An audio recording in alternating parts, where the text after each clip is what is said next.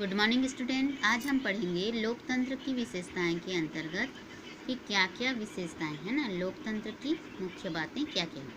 तो सबसे पहले उत्तरदायी सरकार होना चाहिए।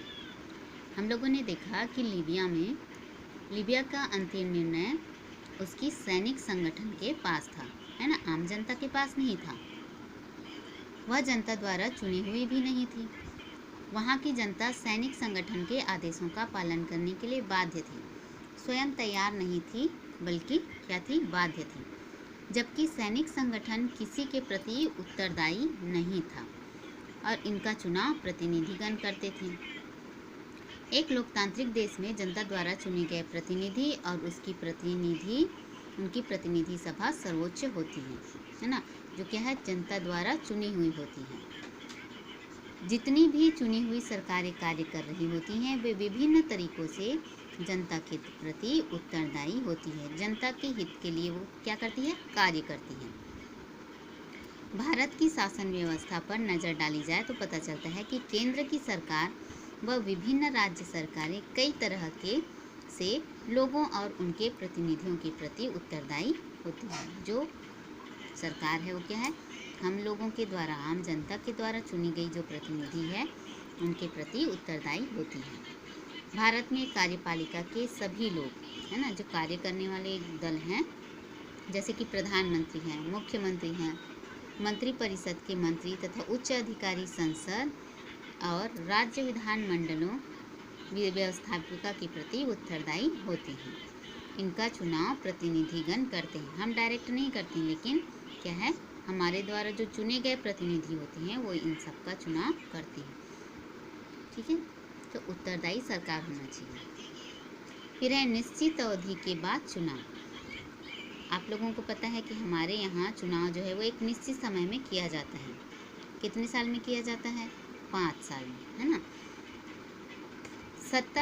सरकार सत्ता में पुनः तभी आ सकती है जब जनता उसे पुनः चुने, है ना। जैसे इससे पहले प्रधानमंत्री कौन थे, मोदी थे। उसके बाद हमने उनको उनके गुण के कारण उनको और नया चुना, तो हम क्या है, जो जनता चुने वही बन सकता है ना। चुनाव का समय लोगों के लिए वह समय होता है जब वे लोकतंत्र में अपनी शक्ति का अनुभव करते हैं। इस तरह निश्चित अवधि के बाद नियमित चुनाव होने पर जनता का सरकार पर नियंत्रण बना रहता है। इसीलिए लंबी सरकार नहीं रखकर क्या कहती है, जो जनता है वो क्या कहती है कि अब इस बार हमको सरकार बदलना है। नहीं तो क्या होती है, जो सरकार है वो लंबे समय तक रहे ना, तो मनमाना करने के लिए बाध्य हो जाती है। लेकिन हमारी मोदी सरकार ऐसे नहीं है ना। यदि जनता जनप्रतिनिधियों के कार्यों में से संतुष्ट न हो तो चुनाव के द्वारा सरकार को बदल सकती है। यदि जनता जनप्रतिनिधियों के कार्यों से, वो जो जनप्रतिनिधि कार्य कर रही है उससे संतुष्ट न हो तो क्या करती है, चुनाव के द्वारा सरकार को बदल सकती है ना। और कोई जनप्रतिनिधि अच्छा कार्य कर रही है तो उसको लंबे समय तक बनाए रखना चाहिए, क्योंकि वो अपने लिए नहीं, पूरे देश के हित के लिए कार्य कर रही है ना। फिर है स्वतंत्र व निष्पक्ष चुनाव। हमारे यहाँ ऐसा होता है ना कि सारे जो मतदातागण हैं वो क्या, स्वतंत्र रूप से अपना उम्मीदवार चुनने के लिए स्वतंत्र होते हैं। ये चुनाव किसी स्वतंत्र संस्था द्वारा करवाए जाएं तथा विभिन्न राजनीतिक दलों को इनमें बिना किसी पूर्व शर्त के भाग लेने की अनुमति दी जाती है ना। जो क्या है, किसी जो राजनीतिक दल है वो कोई शर्त नहीं रख सकते, जैसा संस्था कहती है वैसा चुनाव होता है। भारत में चुनाव करवाने के लिए चुनाव आयोग, ये देखिए, है ना, चुनाव आयोग एक संस्था का नाम है जो क्या करती है, चुनाव के सारे काम ये संस्था करती है। हमारे संविधान में चुनाव आयोग को स्वतंत्र रूप से काम करने के लिए कई विशेष अधिकार दिए गए हैं। निष्पक्ष चुनाव के साथ साथ लोकतंत्र के लिए बहुदलीय प्रतिस्पर्धा की आवश्यकता है ना। ये क्या है, लोकतंत्र में के लिए बहुदलीय प्रतिस्पर्धा की आवश्यकता है, स्वतंत्र निष्पक्ष चुनाव के लिए।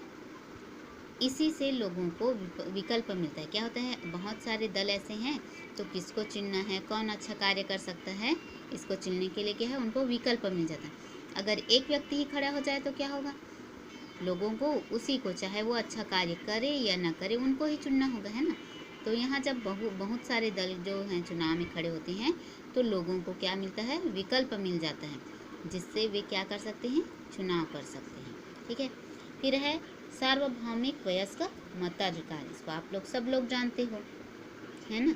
लोकतंत्र जनता का शासन है, अर्थात हमारे देश में सभी वयस्क व्यक्ति, चाहे वो महिला हो, चाहे वो पुरुष हो, चाहे वो गरीब हो, चाहे अमीर हो, चाहे किसी भी धर्म के मानने वाले हो, किसी भी भाषा के बोलने वाले हो, उन्हें चुनाव में मतदान करने का अधिकार होता है। यह क्या है, राजनीतिक अधिकार है, समानता का अधिकार है ना। प्रत्येक व्यक्ति के वोट का समान महत्व होता है।